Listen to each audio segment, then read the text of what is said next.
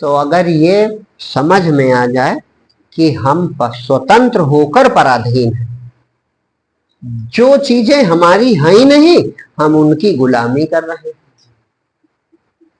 है ऐसा कि नहीं भाई? अगर तुम, वही उदाहरण याद रखो, अगर तुम सूरज की किरण हो, अगर काहे हो, तुम परमात्मा के अंश हो, जीव ईश्वर अंश, जीव अविनाशी, चेतन अमल सहज सुख राशि, सो माया भस भयो गोसाई, बंध्यो कीर मरकट की नाई, जड़ चेतन ग्रंथि पड़ गई, जदम रखा छूटत कठिनाई, वेद शास्त्र बहु कहो उपाय, छूट ना अधिक अधिक अरुछाई।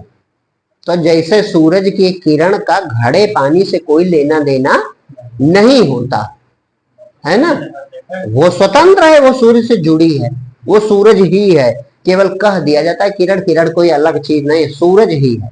इसी तरह तुम परमात्मा ही हो। अब तो नहीं डर लग रहा, नहीं किसी से कहो तो आदमी कहिए तो खुद ही भगवान बनाने लगे।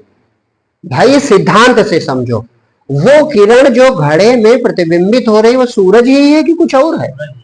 और सूरज एक है कि दो चार? इसी तरह परमात्मा एक है तो तुम सब परमात्मा हो कि कुछ और हो? बस कर अपनी पहचान, अचल सुख पाओगे, लख लो सत्य स्वरूप अमर हो जाओ। भ्रम बस तू तन को मैं माने, जैसे वो किरण घड़े को अपना शरीर मान बैठे कि हम तो घड़े हैं। अब घड़ा जैसा पीतल का घड़ा तो हम पीतल के हैं, सोने का घड़ा तो हम सोने के हैं, मिट्टी का घड़ा तो हम मिट्टी के हैं। माने घड़े की जाति हमारी जाति हो गई, घड़े की उम्र हमारी उम्र हो गई, घड़े की बनावट सुंदर है तो हम सुंदर हैं, और असुंदर है तो हम असुंदर हैं। जबकि का ऐसा है? अरे तुम चमचमाते हुए सूरज हो, घड़े से क्या लेना देना? इसी तरह तुम परम चैतन्य स्वतंत्र सत्ता परमात्मा हो, शरीर से कोई लेना देना नहीं, लेकिन भ्रम बस तू तन को मैं माने। भ्रम बस, मन के सुख दुख अपने जाने, दीनहीन असहाय बना है, मानस में तम मोह घना है, पड़े भरम के को सदा दुख पाओगे, और लख लो सत्य स्वरूप अमर हो जाओगे। भ्रम बस तू तन को मैं माने, और मन के सुख दुख अपने, भ्रम के कारण तन और मन की अनुभूति तुम्हें अपनी लगती, तन की ही नहीं मन की भी। जैसे मन प्रकृति है, इंद्रियां प्रकृति हैं, तो प्रकृति को प्रभावित कर सकती है। तो डॉक्टर ने इंजेक्शन लगा दिया, बस संवेदना जो मस्तिष्क से संचालित होती नहीं हुई, तो पेट फाड़ दिया, मरीज को नहीं पता चला। इसका मतलब प्रकृति को प्रभावित कर सकती, लेकिन तुम तो नहीं मरे। इसका मतलब तुम्हें स्पर्श नहीं कर सकती है प्रकृति। कुछ भी करो घड़े पानी के साथ, फोटो दिखना जरूर बंद हो जाएगा, लेकिन किरण का कुछ नाश, यद्यपि वो सूरज की किरण पकड़ी जा सकती है दूसरे यंत्रों से, लेकिन यहां जो अतीन्द्रिय परमात्मा के किरण है, उससे पांचों इंद्रियों द्वारा, मन द्वारा, बुद्धि द्वारा जाना नहीं जा सकता। वो सबकी प्रकाशक है। कौन? तुम सबके प्रकाशक हो, लेकिन तुम्हें कोई पकड़ नहीं सकता। तने नहीं, मन भी, मन की अनुभूतियां भी, वो भी झूठी है। जैसे उदाहरण के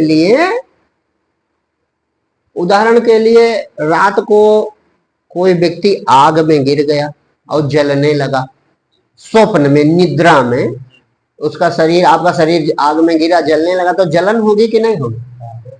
जलन तो अनुभूति है इंद्रिय, और उसी समय आंख खुल जाए तो जलन कहां गई? इसका मतलब मन की अनुभूतियां, इंद्रिय अनुभूतियां भी झूठी, सुखी दुखी होना भी झूठा। बस अपने में जाग जाओ तो एक बार पहचान स्वयं को, सारा दुख मिट जाएगा, और स्वयं पसारा ये जग सारा, द्वैत नजर नहीं आएगा। देख ठहर कर योगी कितना निज स्वरूप सुखकारी है, और ये दुनिया जो बहुत रसीली एक छलावा भारी। ये मिथ्या संसार जैसे स्वप्न प्रकाशित होता, उसी तरह ये जगत प्रकाशित हो रहा। जैसे स्वप्न तुम्हारा मन, तुम्हारे मन की कल्पनाएं ही प्रकट होके दिखने लगती हैं, इसी तरह ये जो बाह्य जगत है, इसमें भी बाह्य जगत जितना देख रहे हो, इसमें भी जीव की ही कल्पनाएं प्रकट होके दिख रही। बस इसका, जैसे उस सृष्टि का ब्रह्मा तुम्हारा मन था, इसी तरह इस सृष्टि का जो ब्रह्मा है वह भी परमात्मा का मन है। प्रक्रिया दोनों की एक है जैसी। और योग वशिष्ठ महारामायण में तो लिखा है कि स्वप्न की सृष्टि, काल्पनिक सृष्टि और ये जागृत सृष्टि तीनों एक है, समान, तीनों में कोई भेद नहीं है। तीनों में सच्चा क्या है? दृष्टा सच्चा है। दृष्टा माने जो स्वप्न देखने वाला। लेकिन स्वप्न देखने वाले को भ्रम होता कि हम आंख से देखते, ये भ्रम है आपका। आंखों का अहंकार गिर जाए शरीर का तो पता चले कि हम, तब दिखेगा ही नहीं, जगत बचेगा नहीं। जैसे स्वप्न रात में देखते हो तो दो आंखें होती हैं, एक शरीर होता है इसे, है ना, लेकिन का उन आंखों से देख रहे थे। जब आंखें झूठी थी तो देखना भी झूठा था, हैं? तो था क्या? बिना नैनों के सब दिखलाए था, ऐसा कि नहीं था? बिनु बक चले सुनाए, बिनु काना कर बिनु करम, करे विधि नाना आनंद रही, सकल रस भोगी, बिनु बाणी भक्ता बढ़ जोगी। सच्चाई क्या थी? सच्चाई यही थी कि कुछ नहीं था लेकिन कुछ था, देखने वाला था, आप थे।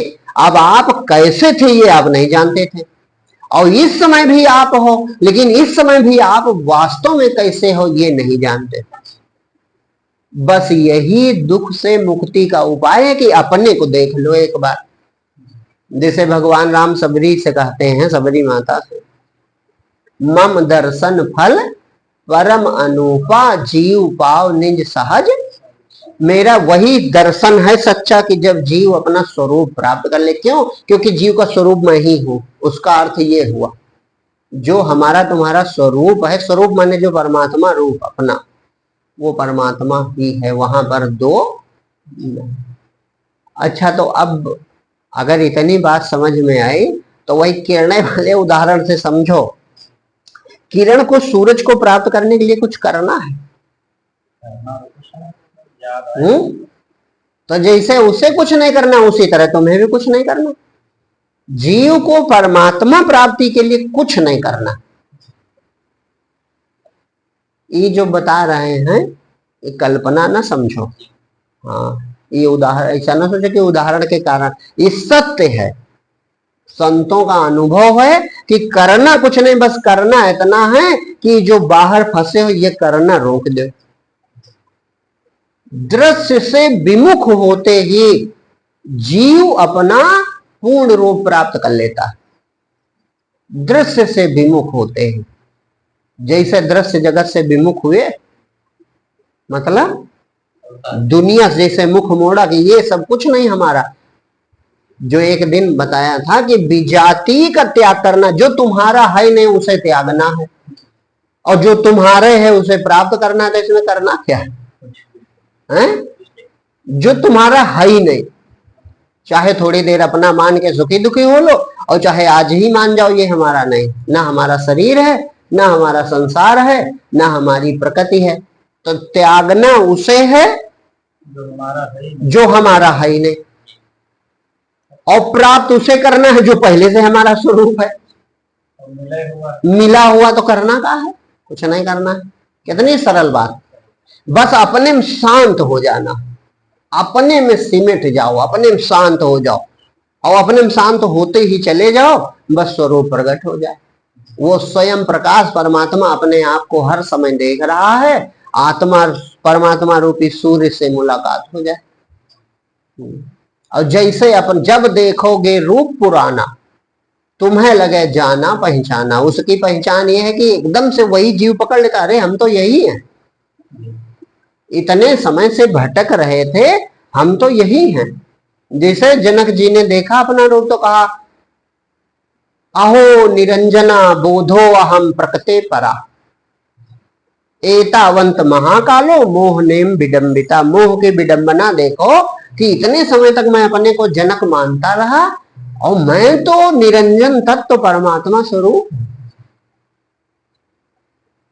जिसने पाया वो यही कहा। तो कहने का मतलब है कि परमात्मा प्राप्ति माने अपने स्वरूप की प्राप्ति, जो बहुत सरल है। बस न मिटाना हटाना कुछ नहीं, छोड़ो, इसका विचार ना करो बस। और बाकी का छोड़ के कहीं जाओगे नहीं, क्योंकि तुम सर्वव्यापी, जैसे आकाश कहीं जा सकता है और कहीं से आ सकता है, क्यों? सर्वत्र है। इसी तरह तुम भी सर्वत्र हो। तुम्हारा जो आत्म स्वरूप है वो विभु व्यापकम ब्रह्म वेद स्वरूपम। विभु माने भरा हुआ, व्यापक माने सर्वत्र भरा हुआ, वेद माने जानकार, वो सबका ज्ञाता है, जो सबका जानकार ज्ञाता तत्व तो है, सर्वत्र भरा, वो हमारा रूप है। तो कहाँ आओगे जाओगे? जैसे आकाश इस कमरे को छोड़ के कहीं जा सकता है? बस जान जाना है कि हम ही मंगल ग्रह पर हैं, हम ही अमेरिका में हैं, हम ही पूरे ब्रह्मांड में हैं। आकाश को ये पता चल जाए बस, तो कमरे कैद से मुक्त हो गया कि नहीं? इसी तरह तुम भी पता चल जाना है बस। अपना जैसे तत्व पता चला कि अरे हम तो निराकार चेतना है जो ब्रह्मांड व्यापी है, बस मुक्त हो गए। आना ना आना है न जाना है, ये पक्का मानो। ये थोड़े कि शरीर जड़ हो जाएगा तुम उससे निकल जाओगे तब मुक्त होगे, तब मृत्यु होगी और अंधकार में जीव जाता है और फिर नया सपना देखता।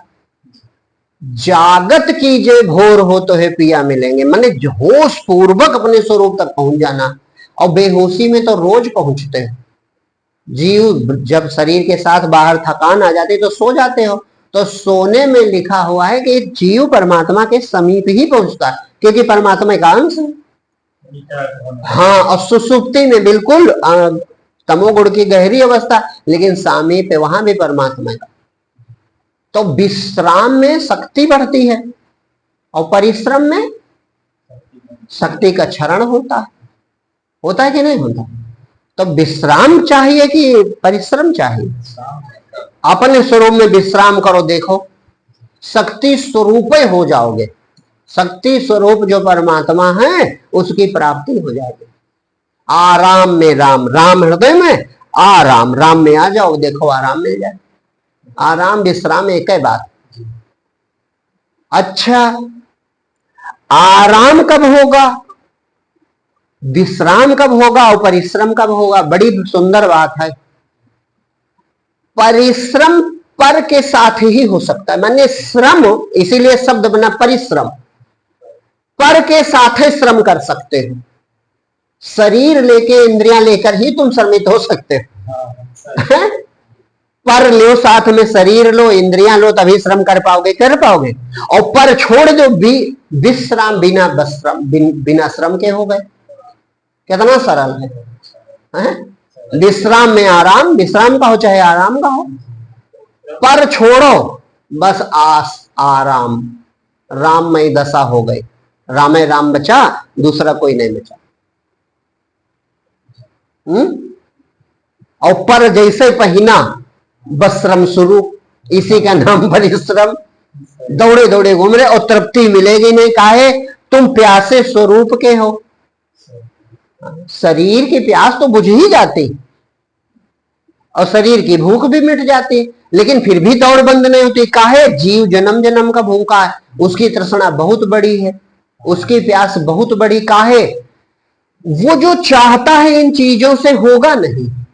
वो अमर की तरह चाहता कि मैं अमर हो जाऊं। और ये आश्चर्यजनक प्यास कैसे उठती, ये हो नहीं आता कि ये क्यों उठता। मैं हमेशा रहूं, प्रकृति से तो संभव नहीं है, शरीर के साथ के संभव है। स्वाभाविक नहीं, जो सबके अंदर उठे। भाई स्वभाव उसको कहते हैं जो सबके अंदर है। देखो है ऐसा कि नहीं? इच्छा अलग अलग होती, अस्वाभाविक हुआ। काहे के कारण? स्वभाव जो जीव का है वो एक जैसा सबका, जैसे इच्छाएं सबकी अलग अलग। तुम डीएम बनना चाहते हो, एसपी बनना चाहते हैं, कोई राजा बनना चाहता है, कोई संत बनना चाहता, इच्छा अलग अलग हो सकती, लेकिन जो स्वभाव की मांग है वो एक जैसी है। सब एक का भाव एक है। मरना कोई नहीं चाहता, बूढ़ा कोई नहीं होना चाहता, मजदूरी कोई नहीं करना चाहता, मालिक सब बनना चाहते हैं, सर्वज्ञ सब बनना चाहते हैं, प्रकाश सबको प्रिय है, अंधकार किसी को नहीं प्रिय है, सुखी सब होना चाहते हैं, दुखी कोई नहीं। ये सब पर लागू है कि नहीं? ये जीव की मांग है। अमरता, अजरता, विभुता, सर्वज्ञता, सर्वोपरिता, हम सबसे ऊपर हैं। ये जीव की मांग इसलिए क्योंकि जीव ऐसा ही है। जब वो अपना परमात्मा रूप प्राप्त करेगा तो ऐसे है, वो सबसे ऊपर है। अच्छा, एक विचार करो, इस शरीर में जितनी क्रियाएं हैं तुम्हारी इच्छा के बगैर हो सकती? नहीं हो सकती। शरीर की मतलब इंद्रियगत जितनी क्रियाएं हैं, देखना चाहो तो देखो, नहीं आंख बंद कर लो, चाहो तो सुनो, नहीं कान बंद कर लो, चाहो तो पैदल चलो, नहीं नहीं चलोगे, चाहो तो बोलो, नहीं ना बोलो। यानी प्रकृति देखने में जरूर है, लेकिन इसका संचालक निराकार तत्व है। अब ये समझाने के लिए हमने कहा, इसी तरह इस विराट शक्ति को जो तुम देख रहे हो, इसमें उसकी मर्जी के बगैर पत्ता नहीं हिलता, बिल्कुल इसी तरह। जो इस विराट शक्ति को धारण किए वही इस शरीर को भी धारण किए हैं। बस तुम्हारा भेद इसलिए कि तुम पर पृथक अपने को मान बैठे। जो वैश्वानर है और जो नर है दोनों एक हैं। जिसने पूरे विश्व ब्रह्मांड को पहन कर रखा है, उसके इच्छा से ये प्रकृति काम करती है, तुम्हारी इच्छा से ये प्रकृति काम करते हैं। यानी जो दिखाई पड़ती है चीज ये स्वतंत्र नहीं है, इसका संचालक कोई और है। ऐसा कि नहीं है? तो बस उसकी मुलाकात हो जाए तो वो तुम ही हो मुलाकात का, उन्हें अपने